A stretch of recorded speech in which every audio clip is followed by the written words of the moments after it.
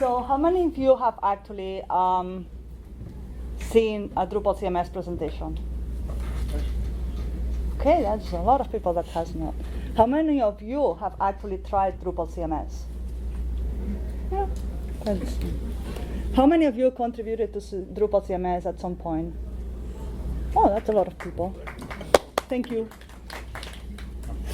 Okay, so thanks to trying out beta products, I can't see the speaker notes. It's Figma beta for slides, so don't have a speaker note, so I will make up some of the data. Just okay, so for those of you that don't know me, I'm Cristina Chumillas. I come from Barcelona, Europe. No, I'm gonna get into if it's Spain or not. I'm a lead engineer at Lullabot. I'm a Drupal CMS lead, and I do stuff in core also. So before just getting into the session itself, I would like to give you an overview of what I will try to explain or give some insights to you. So the idea is obviously like explaining you a little bit about Drupal CMS, what are the achievements and all the things that we've done over all this time, and the roadmap and strategy planning that is coming in the next months. I'm gonna just try to duplicate the screen because this is really annoying because I'm just sorry. Is this going to be recorded? Otherwise, I'm gonna just I'm gonna be like all the time turning around.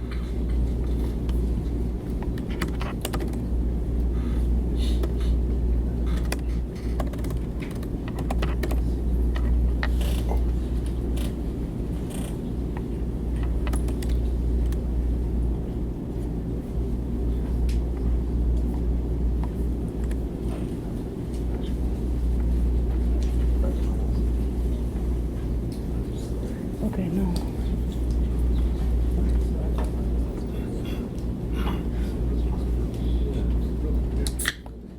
Okay.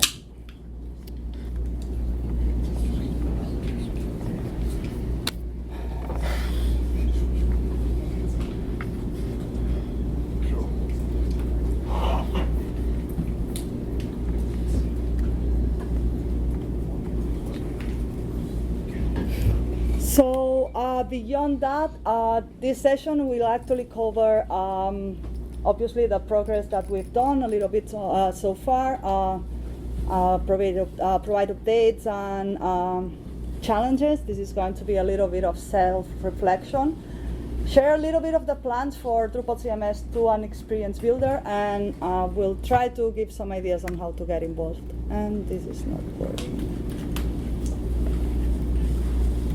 Don't try beta stuff in your presentations. So what's the current state of Drupal CMS itself? Drupal CMS was announced in May 2024 in Portland and was actually released the first one on January of this year. It means literally 8 months after that. It seems not that much time. We were able to ship something, but we would love to really improve the product way more in the next months.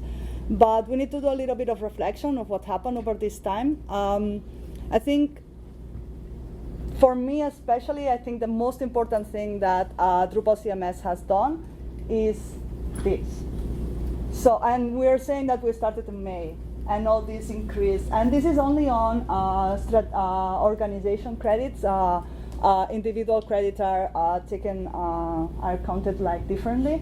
But for this, me, it's super important because it's not just that people is investing more time, is contributing more, it's that there is more investment on Drupal itself. If organizations are investing in Drupal, it actually it means more innovation for sure. And I think this is strategic. This is like As we say in Catalan, the mother of the X. So this is important. Oh my God, seriously. So one of the first things that we tried to do with Drupal CMS was trying to define the product strategy. And this is like the main topic, the thing that we try to keep in our heads every time that we are going to make a decision about something. We're trying to be the gold standard for no-code website building. And this is Drupal CMS, this is not Drupal core, but we are aiming to that. So it means that a lot of the decisions are, should we pick this feature, should we pick this other one, is this feature ready to ship? We're always keeping that in mind. And to actually get to this point, we had to define a lot of like the target users, a lot of the problems to be solved, and I will give you a little bit of an overview of what's the background behind that. I think this is one of the key things that were defined at the beginning. It was actually provided by Akia and their team doing research on Experience Builder way beyond we started with Drupal CMS itself. And the thing that this is actually showing to here is which markets we should be aiming, we should be targeting. And to give you a rough overview, I think in dollars, in American dollars, it would be, in US dollars, it would be around 50 to 120,000 per project, meaning that we're not aiming to these $500,000 projects, huge enterprise projects. That's not the focus of Drupal CMS, and that's really important.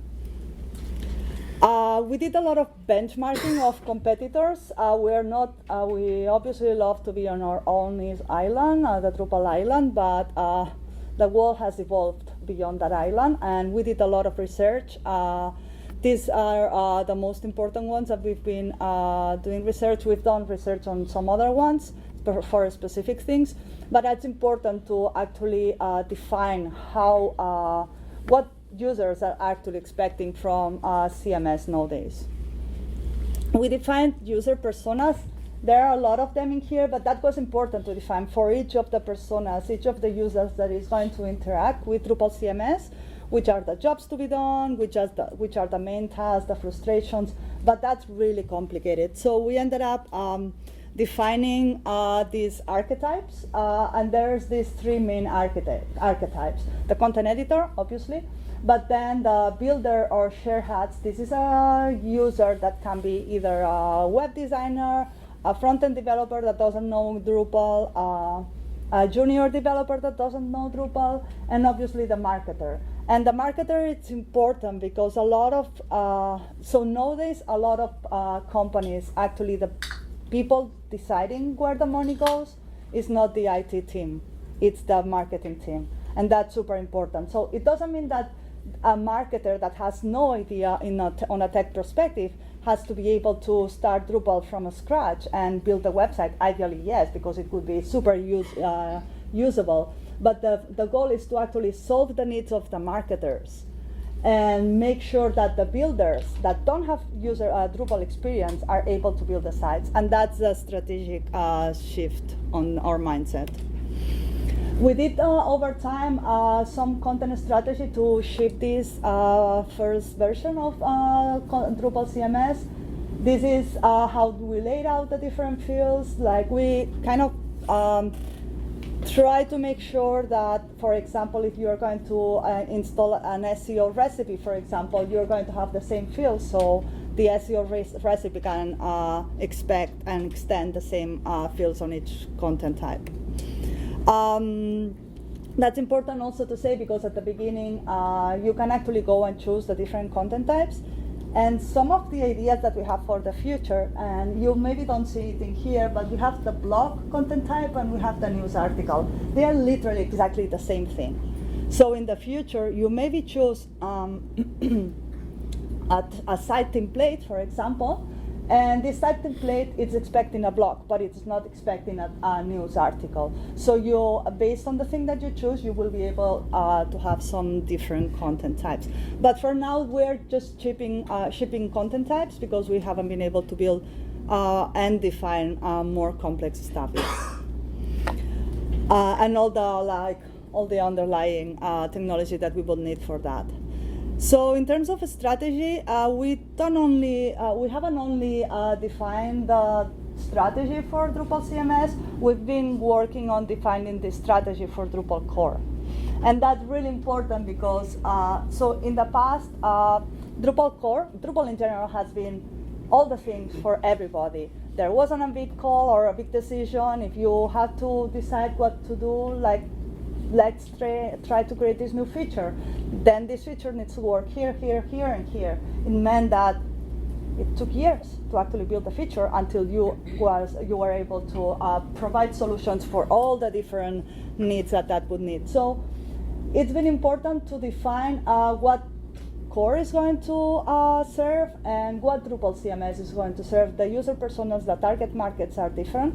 And I can't speak about the Drupal core strategy yet because that's not published. So that's being worked with core committers or core leads. Hopefully we're going to change the name. So not only committers and developers can be on the leads position, also UX people can be in there and they don't necessarily have to commit.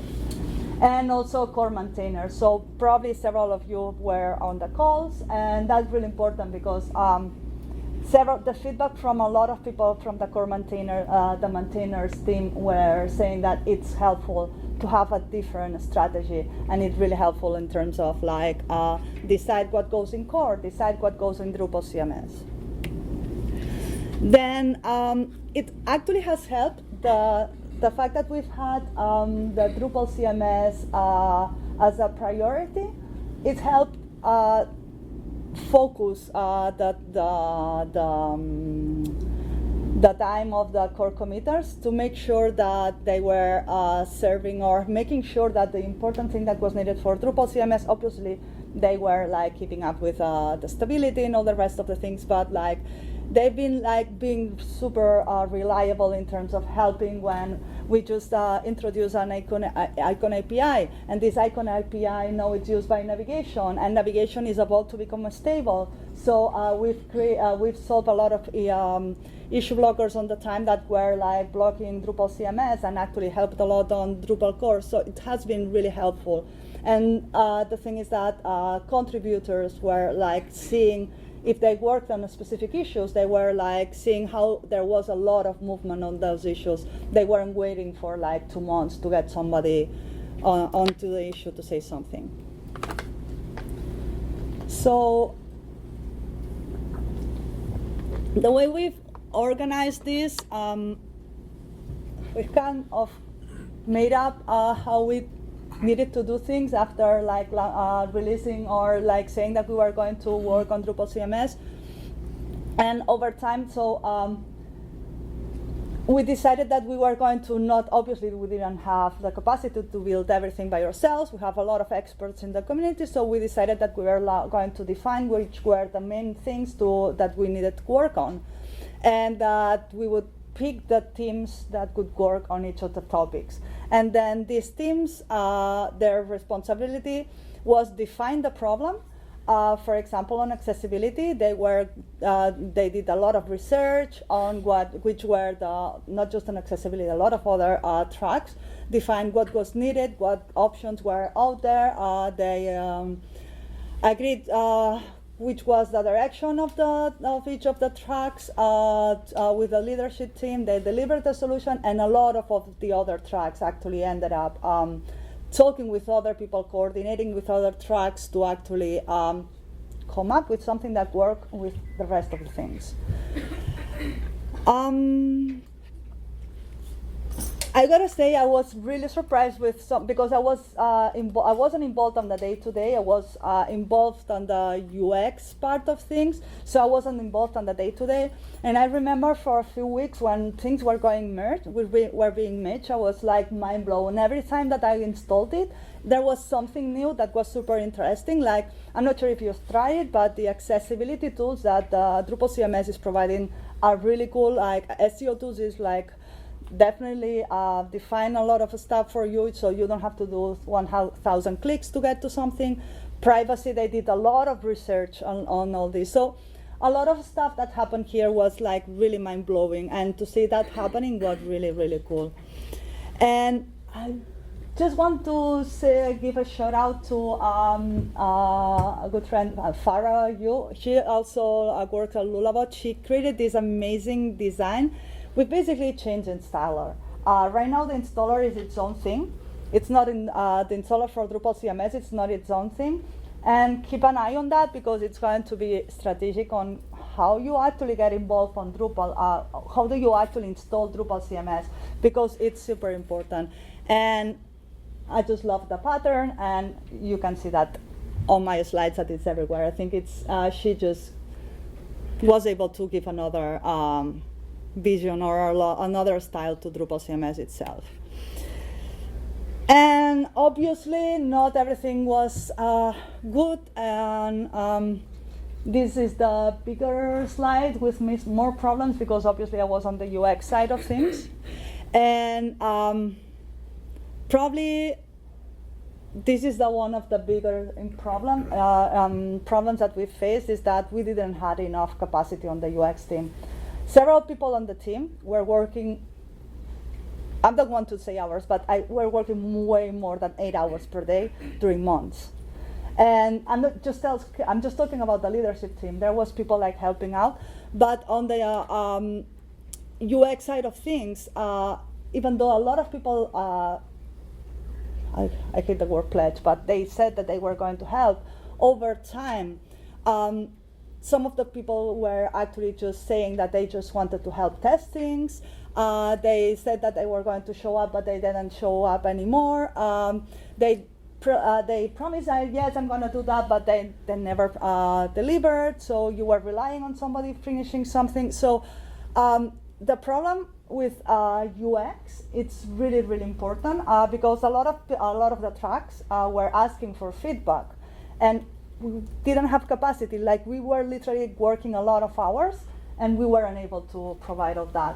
So one of the big problems here is that you don't have experience, UX expertise in Drupal, and we're a lot of developers, but we don't have UX people, or at least the UX people don't stay.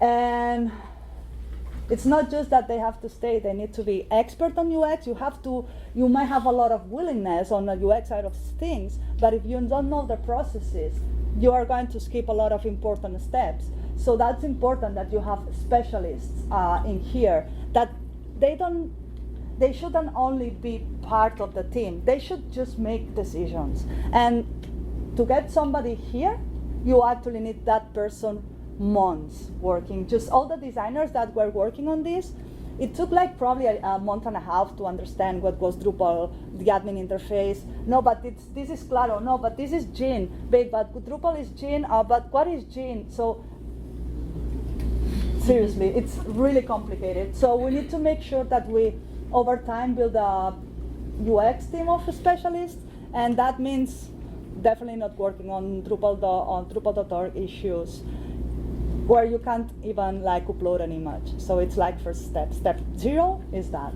So we have a lot of stuff here. If you know UX people that can stay over time, if your company can provide not just developers, but UX people that can stay over time, that was one of the strategic things. And we're going to grow the UX team, and a few companies are already helping out with design and UX people, and that's changing the rules completely. So if your company can help with that, or you know of any company helping with that can help with that, it would be really helpful. Okay, this one is another big one. We had a lack of open and easy way to find how to contribute, and which were the priorities and the roadmap. And that is something that the track leads really faced, because it was difficult to understand, to know where to put your, to embed your work, what was going on the rest of the tracks, what was the goal for each of the track, and we did our best, but we just were coming up from a place where we just came up with a way to work. And people were super patient with us. People like were super willing to contribute, to understand the situation, but that's something that we need to change and make sure that we provide with a clear roadmap for people, and other people, not just the track leads, can actually get involved. Something that is really strategic is that we're missing Experience Builder. Obviously, Experience Builder is going to take time to build, and until we get to this Drupal CMS 2.0 with Experience Builder 1.0, there are a lot of challenges here, and we need to know how to build meanwhile we wait for it. So if we look ahead on what's going on, what's coming in the future. So we have identified several priority areas, and one of the first one is the onboarding and getting started. So basically, you have Drupal CMS, you go through the installer, and you land in the dashboard, and then what? So that's the most important thing. We need to improve like for example, a checklist. So once you've started, those are the next steps that you need to do, but we need to define which are the steps and which are the most important things. We will also try to have way more interactive tours, but for that we need designs for the new tours. We need to know which are the areas that need the tours, because they are not self-explanatory. And at the same time, we need to make sure that we have like proper documentation to support all that, because the most important thing is that what we've been reading, not only here but all over, is this. For us, the thing that we're shipping is like, oh wow, it's perfect. We just shipped the package of like a perfect way to build a Drupal CMS, a Drupal site, but like people outside the island is saying like, what's that? Like, how do I start with this project? And I think this is really self-explanatory, and the rest of the world is like looking at Drupal and saying, well, this might have a lot of power, that it might be a super powerful Drupal CMS, but we don't know how to use it. So we are still in there, trying to make Drupal more usable and more easy to use.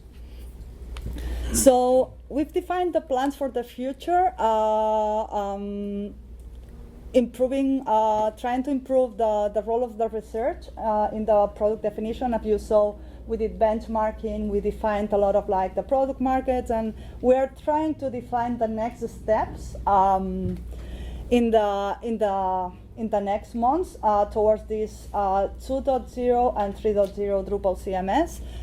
Based on the research and what is the audience, what is the target persona actually asking for. We want to use the product strategy to shape the roadmap, not the features, not the things that people want to work on. There's a lot of developers that are super excited about a lot of things, and then maybe you have like, I don't know, tens of people wanting to work on that thing, but that you have tens of Drupal developers wanting to work on one thing doesn't mean that that's the most important thing for the product to survive out there. And that's the most important part, to define the priorities on that way. And obviously, one of the most important things is that we want to empower the community to participate on all that. So actually, the progress comes from the community itself. The thing that I was saying before, we want to make sure that the features that get into Drupal CMS are UX driven, that the things that you decide are based on that.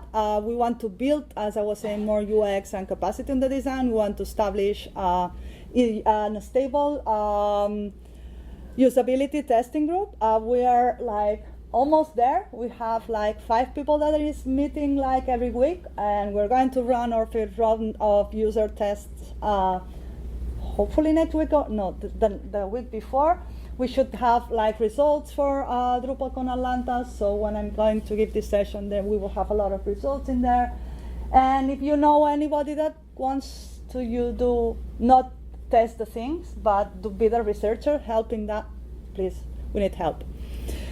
We obviously need to improve the tools for designers and researchers. As I was saying, issues on Drupal.org are not the place.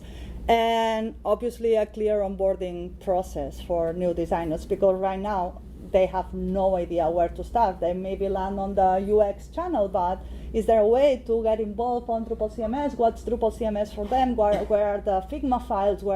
Which are like the user personas? All this information is really hard to find. So we need to make sure that we define all these things. And then something that is really strategic are the preparations for Experience Builder. Experience Builder, Laura is going to explain all the things later, but it's really strategic. It's going to completely change how we build a lot of our sites, and it's going to put us on the same level as a lot of our competitors with proper building tools. So we need to be coordinated. We are working on a roadmap together. Some of the examples that come from here are the admin navigation and the design system. They need to be integrated, so we're working on that.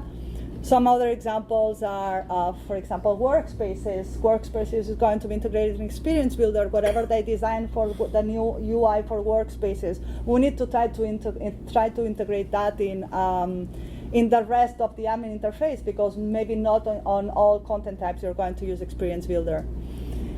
And more to come. So beyond Experience Builder, we're working on migration. This is super important because like all of us that are building our Drupal sites with Leo Builder or paragraphs, we don't want to just throw away our sites. So we want to be able to migrate to Experience Builder. But it's also important because a lot of people know that there's a lot of Drupal 7 sites. If it's easy to migrate, it's going to be easier to get more Drupal sites working, and obviously WordPress to Drupal, when we are able to provide a really good onboarding experience. Something also that it's important, maybe not in the US, but in the rest of the world, in Europe, it's really normal that you have like your sites with different languages. It's improved multilingual.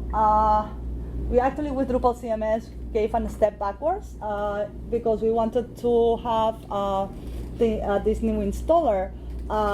Basically, now you cannot install your site in one language that is not English. So that's basic. So yeah, we're working towards this first goal, but we have a team that is already working on the classic multiple languages, but we need to define what does it mean. Does it mean exactly the same site structure, just cloned and languages change? Or it means that it have a different sitemap and then it's different. So we need to define what this case 2 is and ship with that. Or ship with different ways to have different languages, but define and design the workflow for the user to choose the options in a way that they understand them.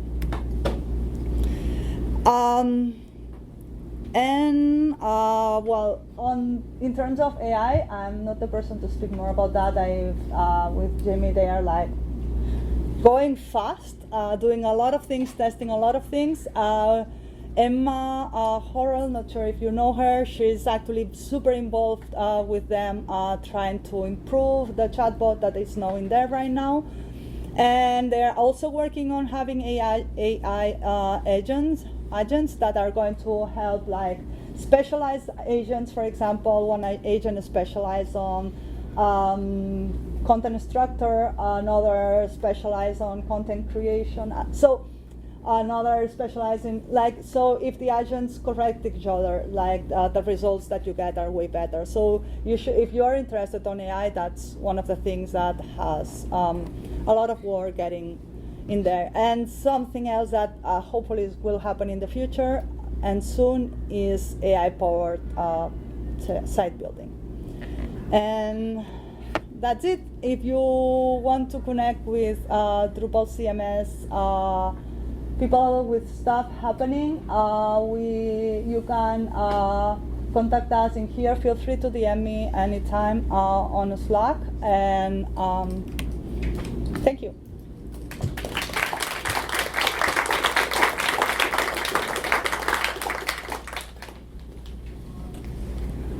So there's no Mike, you're going to have to probably repeat it, but is there any kind of like timeline right now or just like a goal of Experience Builder first release? So the goal, and Lauri will say exactly that, so I don't want to. Okay. So third quarter is the goal. I'm not sure what he's going to say. He's just hiding behind the computer, so I don't know.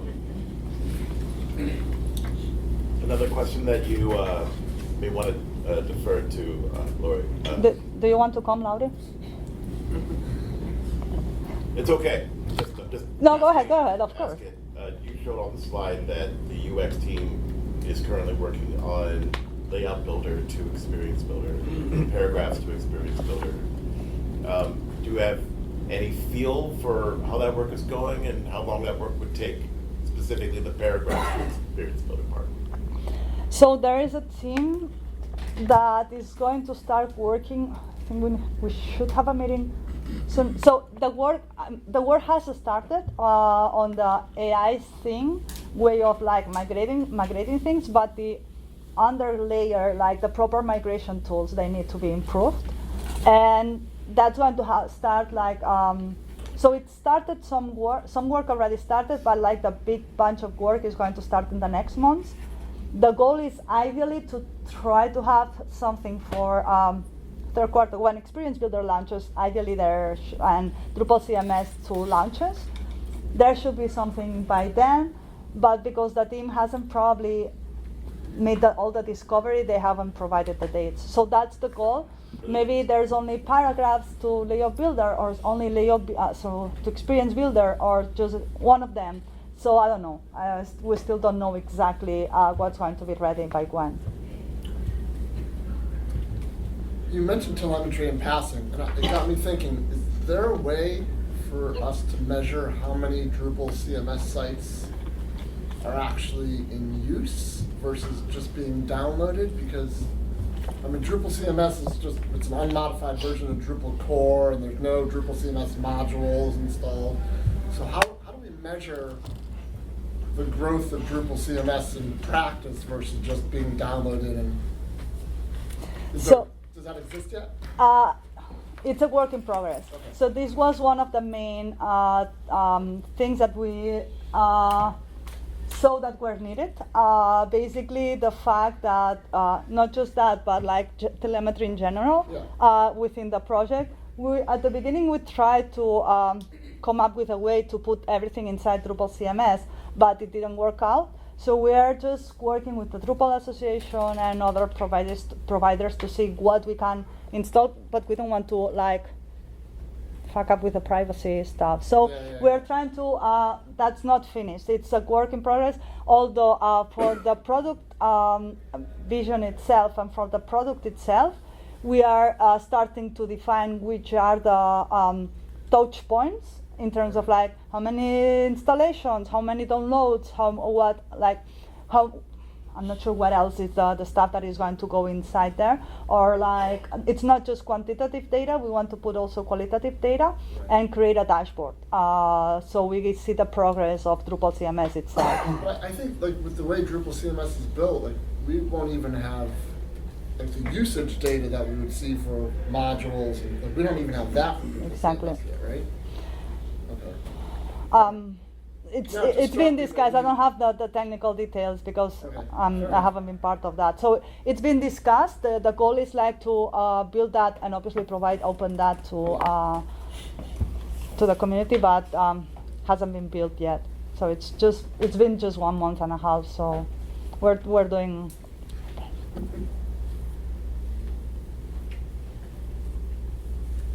So Drupal CMS, of course, includes several contributed modules.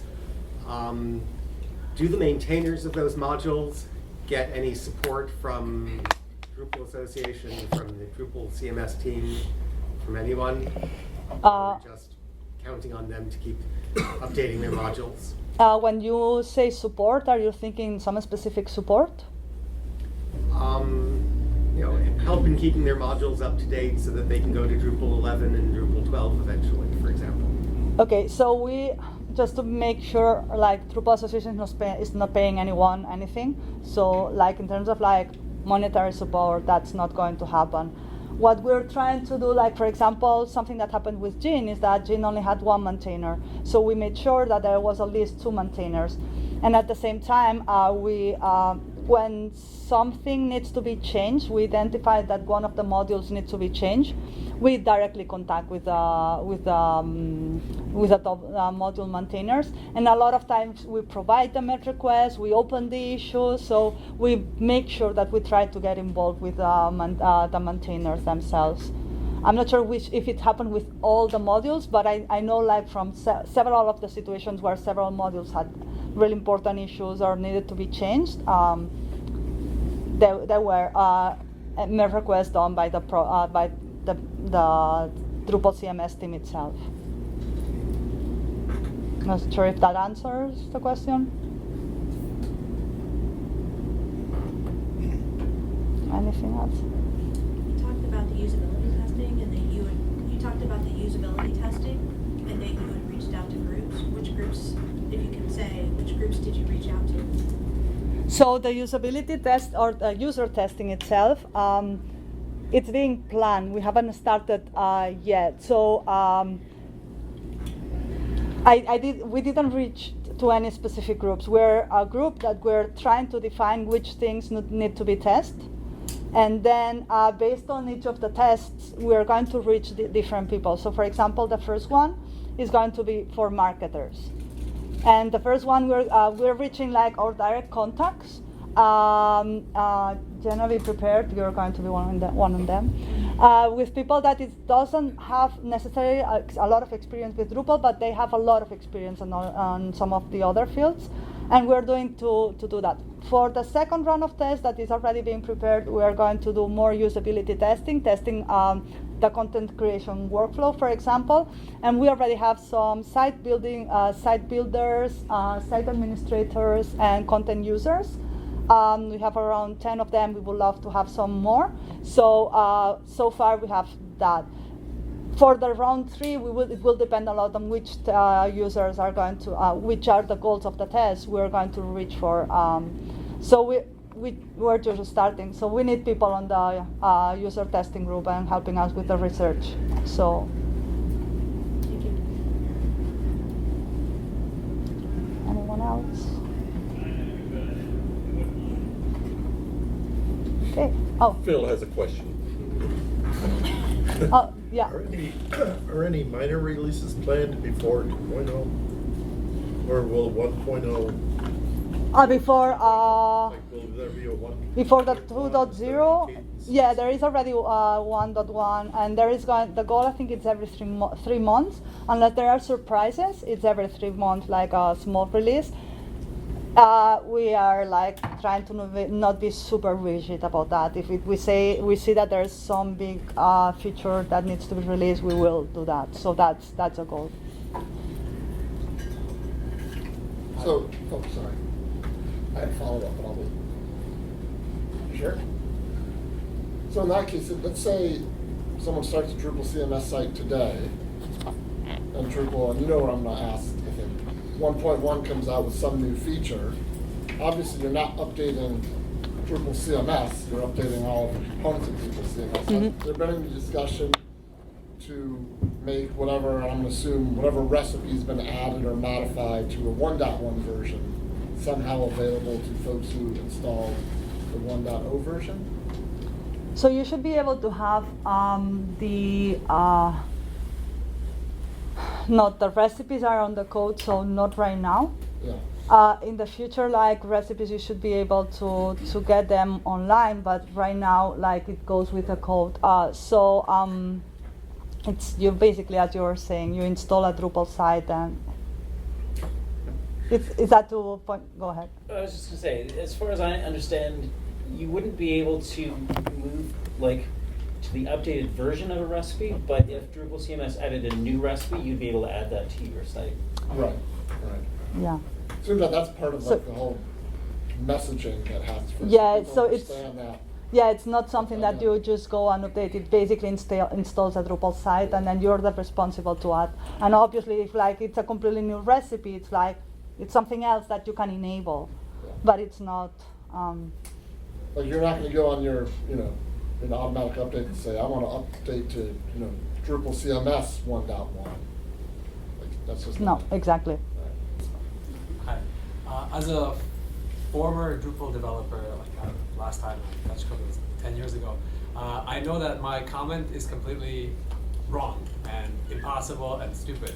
But so since I'm talking to a UX person, you know, in charge of the UX part of this thing, I was just looking over my colleague Davisa's shoulder when she was showing me off the exact beautiful, installer interface that looks so much better. When you pick blog, an event, and something else, it takes 5 minutes, 4 minutes for it to run on a laptop locally before you actually see what that looks like. And again, I know all of vaguely understand the technical problems, but you guys should make some kind of a crazy cache that, even for demo purposes only, just makes it load in 30 seconds or even 3. So anyway, I'm Yeah, just putting that out there, not for you, but for everyone. When I mentioned that to the rest of the team, I said 10 seconds, so. Okay, and there's some interest in this idea? Of course. I'm not sure what's the technical solution. I'm sure that more than 10 seconds, it's too much already. Okay. So, 100% agree. We need to get there though. I think somebody had. Oh, I was gonna ask, you mentioned your frustration with the Drupal issue queue, and I think that is a pain point for people who aren't used to it. Is there, I don't know if you have any knowledge of replacements, or what would you like out of it or something? Yeah, so the Drupal Association is working on migrating to GitLab. They are really close since some time ago. And they are doing a really amazing job, but it's really complicated to migrate. So the thing is that GitLab is GitLab, but GitLab doesn't store credits. GitLab doesn't store a lot. So like there's a lot of integrations that need to happen. It's really hard. And if you add to them, now it's DrupalCon. They have to be focused on DrupalCon. They can't invest so much time on GitLab migration. So I wish there was a company that said, we're going to help with that. So I don't know. I know there was some companies that helped in the past, but I know those are really technical stuff that need to happen, and I'm not sure if they even have capacity to integrate a team that could do that. But I know there is this work in progress, and actually the UX team asked them if we could use a project on GitLab for Drupal, and they say that it's not ready yet, but they're going to start doing some tests with security team, and hopefully soon, I don't know. That's why we should all be members of the Drupal Association. The more people are members of the Drupal Association, the more resources they have to finish that migration and all the. Yes, security issues on GitLab are available for testing by the security team now. By the security team, yeah, but I know, yeah, that's what I said. It's the only team that is available to test that because they are testing it, and they know what they are doing. So.